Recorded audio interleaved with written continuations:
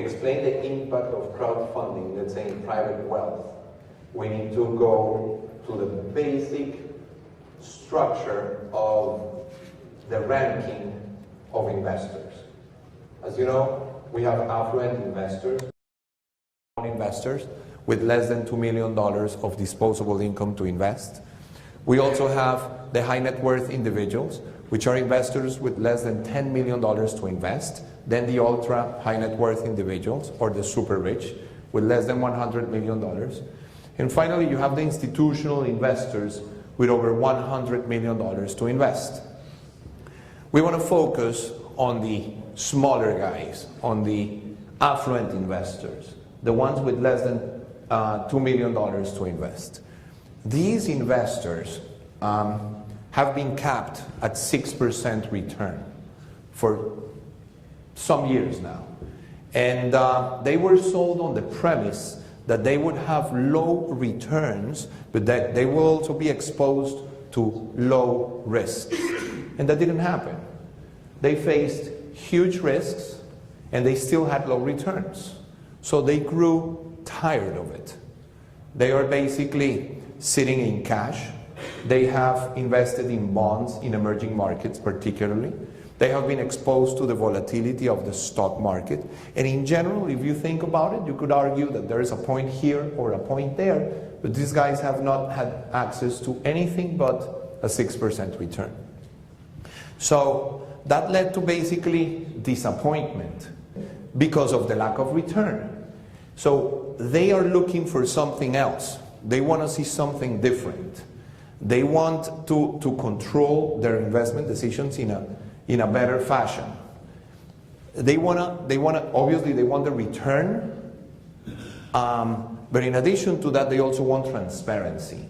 But in terms of seeing through the asset that they are going to be investing in, they want to know who is handling their money. They want to know where their money is going to be. They want full disclosure. They want to know the fees that the sponsor is going to be making. And most importantly, they want control. Because as one investor told me the other day, listen, if I was sitting on cash, taking the risks that I was taking, and getting no return, I'm better off now at taking some risks, and see if I still can make a little money above, the 6%, that I was promised, that in the end ended up being probably 4% in that particular case. So they want something different. What they really want is less Wall Street and more Main Street. But there they hit another huge problem. The problem is that if you want to go to Main Street and you don't want to go through the traditional funds and you want to invest in companies, you cannot invest anywhere with $2 million. What company can you in private equity buy with $2 million or less? It's impossible, so they have no option there. And in real estate, aside from a few commercial deals that are less than $2 million, there's little access as well to real assets. So they are secluded to buy the typical apartments. Apartment that you buy with the purpose of renting it. The problem is that we have not finalized, the bidding of the last cycle when we're well into another bubble already. People seem to forget that the value of an asset depends on the cash flow that asset generates, period. That didn't change. And that's the lesson that we should have learned in the previous crisis. Apparently we have not. I already see people, investing in apartments that if the business goes well, they're going to be earning probably a 3% down the road. But then what happens, when an investor ends up with a unit that is worth $1 million with no cash flow, and he goes to the MLX and he sees that there's 20 or 30 units at $750,000 for sale. The fact, that there's a political crisis in Argentina or in Venezuela doesn't necessarily make an investment with the wrong premise a good investment. So they also have no options right there in real estate. But then the situation is dramatically different for the high net worth individuals or for the ultra high net worth individuals, because they have access to core institutional assets that do have strong cash flows with solid markets. And they also can buy companies. And the institutional investors even more. Obviously, the institutional investors, they can buy the core institutional assets in markets like New York. So the returns that you get in assets like these is going to be around 20% or north of 20%. You know, there's no mystery in the private equity type returns, north of 20%. That would even be considered a bad deal, you know, for some players in the equity markets. So really, they have access to financing too. LIBOR plus 2. I have seen financing now going for even lower than that, which is something that a small investor would never see with less than $2 million. And that's where we come in place. What you see at the very core is that the premise of traditional wealth management, where the correlation between returns and the amount of disposable income that one investor has determines, you know, the play. With crowdfunding, that relationship of the wealthier having access on a per dollar basis to better returns than the small investors is broken. So now that in the absence of that correlation, you have smaller investors, which are the affluent investors with less than $2 million, having access to private equity type returns derived from core institutional assets, the best assets there are, north of 20%. That simple premise of that simple change is what it's really crowdfunding. That now it's possible thanks to technology and the globalization, you know, of real estate in a way. Because handling smaller investors with the right motivation coming from the market that they're coming from is really what enables this process. So I want to show you a few examples of the type of projects that are possible with crowdfunding. We started in Colombia. In Colombia we have a project that is called Aeropuerto Business Hub. It's an office building where we not only took upon the challenge of crowdfunding it, but also crowdsourcing the design of it. The crowd is so interested in participating that they're helping us define the design of the project itself. And in the process of doing so, they're getting to know the project. And then they get motivated in investing in the project. So by now, we have, again, more than 80 proposals from 16 countries from all over the world and over 26,000 people exchanging ideas as to what they would like to see and what they wouldn't like to see. So the paradigm of the proud developer with its crystal ball defining what the future should be in the project is gone, because the crowd collectively creates a sense of consciousness that is always going to be smarter than any developer. And I should say that probably, including myself, all of us together. So if you listen to the crowd, you will know exactly what they want to see in terms of the product, and then they will put the money and invest in it. The second project that I have to show you is probably the one that started it all. In Colombia, where I'm from, I live in New York, but I'm originally Colombian, you have a project that basically, where we raised over $200 million. In less than 2 years, with 3,500 investors from Colombia and Venezuela, because in Colombia that's the market. You know, no one from other countries necessarily buys there. But why is that we did this project? In Bogota, 10 million people, 1.7 million people work in downtown.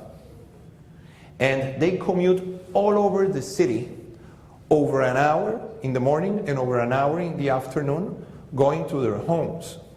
Everybody should be living downtown. Vertical densification is the way to go. We all know about it.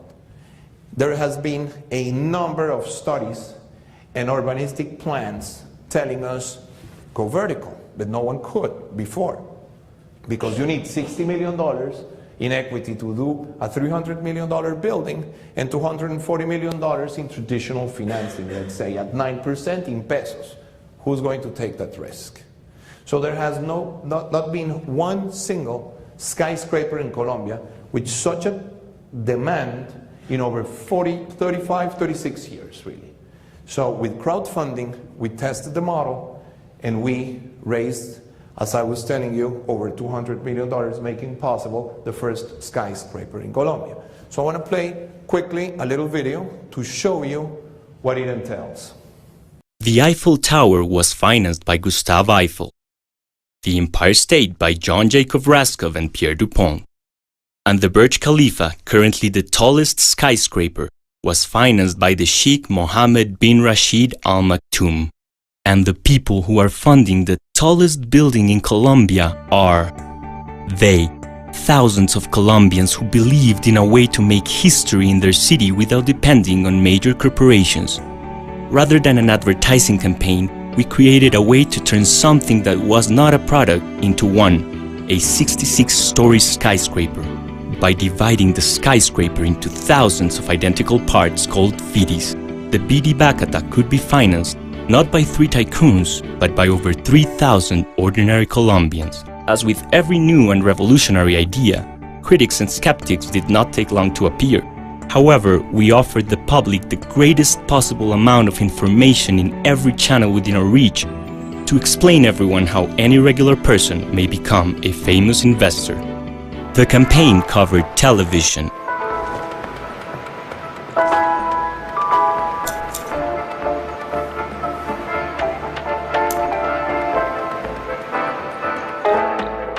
B de Bacatá, el primer rascacielos del mundo construido por inversionistas famosos, comunes y corrientes.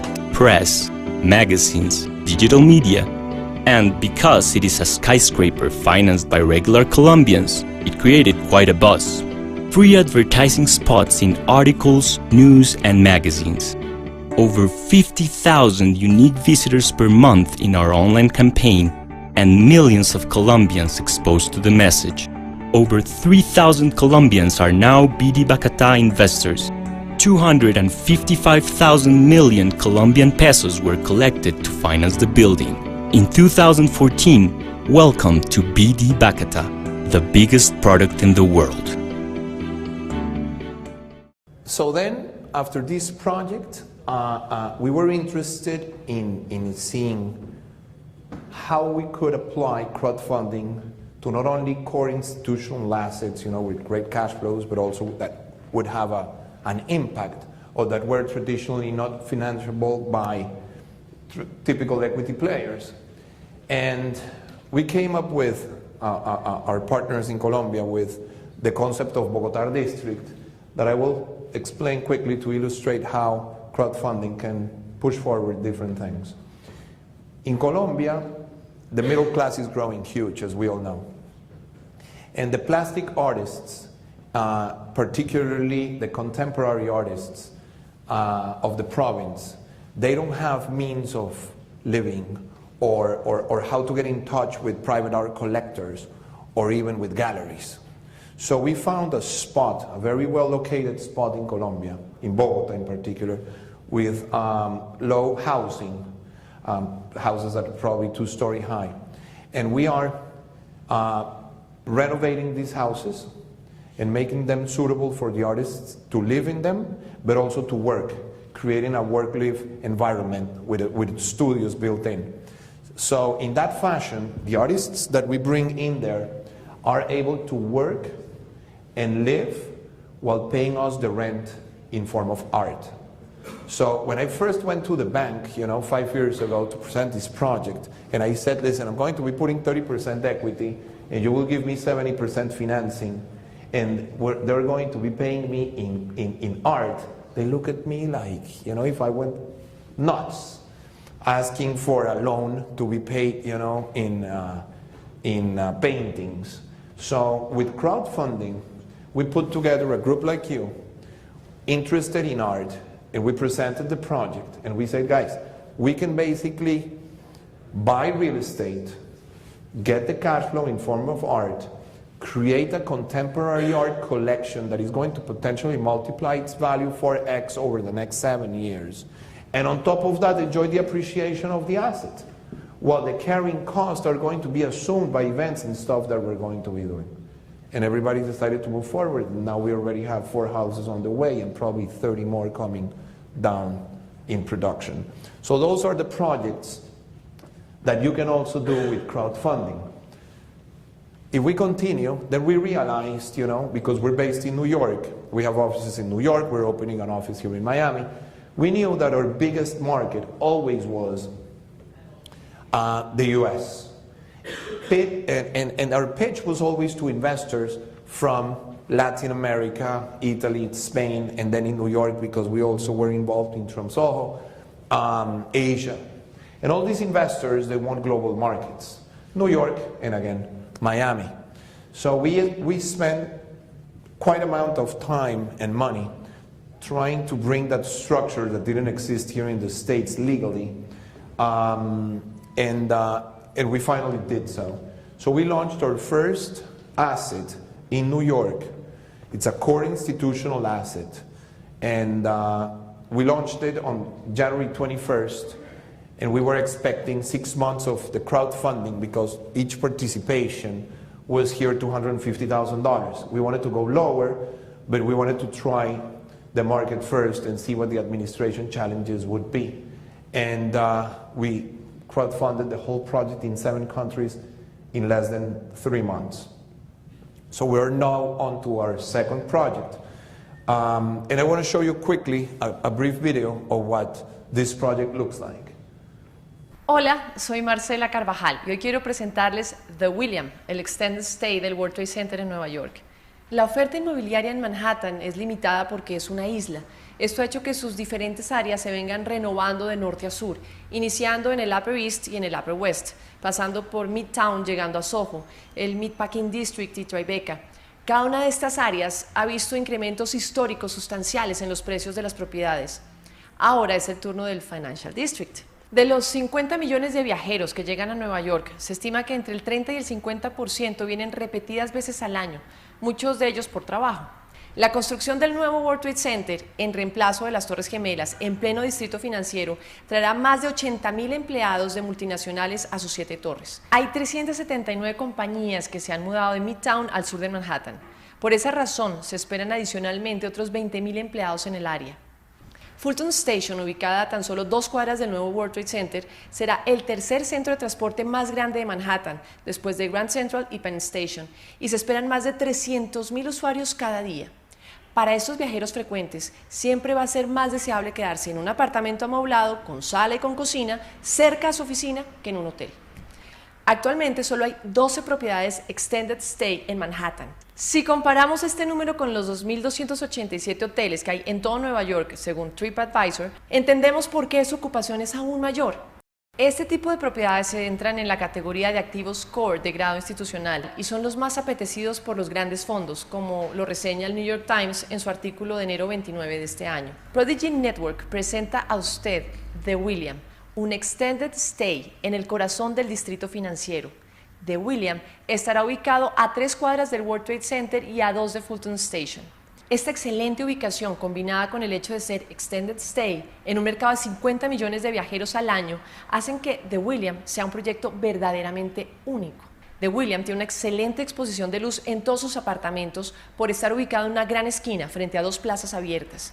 La fachada del edificio actual será restaurada a su formato original y los interiores totalmente renovados. El edificio existente de 17 pisos de arquitectura tipo preguerra cuenta con 132 unidades que pueden ser estudios, 1 o 2 habitaciones exquisitamente amobladas y equipadas con cocina.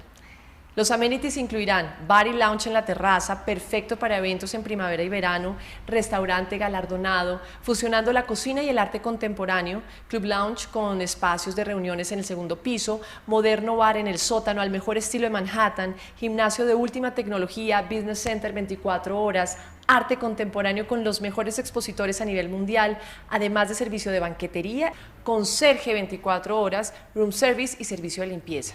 Comuníquese ya con uno de nuestros asesores y conviértase en uno de los propietarios de The William, el extended stay del nuevo World Trade Center y una de las propiedades más lujosas de Nueva York. Okay, when we presented this project, we were surprised by the overwhelming demand, because we knew that for as much as it was an innovative concept, people could be reluctant, to innovation when they have to engage and commit, their capital. Can we go to the next one? But really, the structure was so thorough and optimized for affluent investors that they loved it in a moment. Let me explain to you how the structure works. This is under Regulation S and under Regulation D, which means that it's basically for accredited investors and also for foreign investors only. The rep investors, how we call the participation, which is a real estate participation or this piece in the asset, people invest in it through an escrow account from HSBC. And they buy into an offshore corporation that transfers the capital to a US corp called a blocker that in turn owns the asset under an LLC. Why is that this structure is made like this? Because 40 years ago, this was conceived as what is called a portfolio loan. This is nothing new. And the cash that flows up to the US corporation in form of rent goes back to the offshore corporation as repayment of interest. And the repayment of interest for foreign loans is tax-free. So there, in addition to the benefit of having access to private equity type returns, the smaller investors have now something that is tax efficient. And then we said, learning from the model in Colombia, again, full transparency and disclosure. How do we deal with that? So we basically got a fiduciary company, in this case is FTI Consulting, that basically handles the process and the taxes and oversees the operation on our behalf. We really don't touch, as sponsors, the capital of the investors until the very end. And it has a bunch of other things, but I think I'm getting a little extended here and I want to bother you too much. But the benefits are enormous. Again, you have full transparency. You know exactly the fees. You know the kicker that we make in the end based on performance. And in addition to this, of having a fiduciary company involved, making sure that the operation is transparent, the Jobs Act that passed last year has 3 sections. One that relates to what we specifically do under Regulation S and under Regulation D. It means that we are going to openly be able to advertise this product here in the United States, which today we can't. You know, it's like a private offering. So you will see crowdfunding in real estate in the Super Bowl commercials, most likely, in the following year. So I think that crowdfunding is truly a sound investment alternative for wealth managers and for everybody interested in getting ahead of the curve, because quite frankly, it makes sense. We have seen also how the reaction in the media has been huge. You know, everybody has picked on this. It's been in Bloomberg, it's been in Forbes, it's been in Fast Company, it's been in every blog that you can possibly think. Something that we have never seen before. Again, if you Google Prodigy Network crowdfunding, you will see thousands of references associated with this. So then a friend of mine in the wealth management world asked me, you know, what I thought about the fact that for every dollar that is spent in real estate, it is a dollar that they lose, you know, from their portfolio management. And number one, and on the fact that, and what I thought about the fact that all these investments in real estate were very informal, the acquisition of these apartments. So the first to the second problem, you know, crowdfunding is the perfect solution because it is a product that is endorsed by serious companies, transparent, and handled by a third-party fiduciary, giving access to returns that are not possible under any other scenario. And also, you know, for the first problem about being as part of their portfolio, we now are putting together a feeder on this model so that Euronext, we're going to be registered in Euronext. So the investors are going to just pick up the phone and call their investment managers, and they are going to be able to execute the transaction without losing control of the asset class, in their portfolio, which makes it a great opportunity. So I truly think that the world is evolving from Wall Street to Main Street in a number of ways.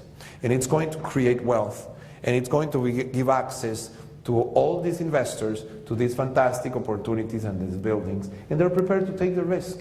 They like one gentleman said to me the other day, if I was smart enough to make my money, why wouldn't I not be smart enough to invest my money? And that's basically the premise on crowdfunding. What we're looking for now is wealth managers and investors and real estate professionals interested in getting ahead of the curve and understand more about the crowdfunding concept, because we believe that it's going to transform the world of real estate as we perceive it today. Thank you very much.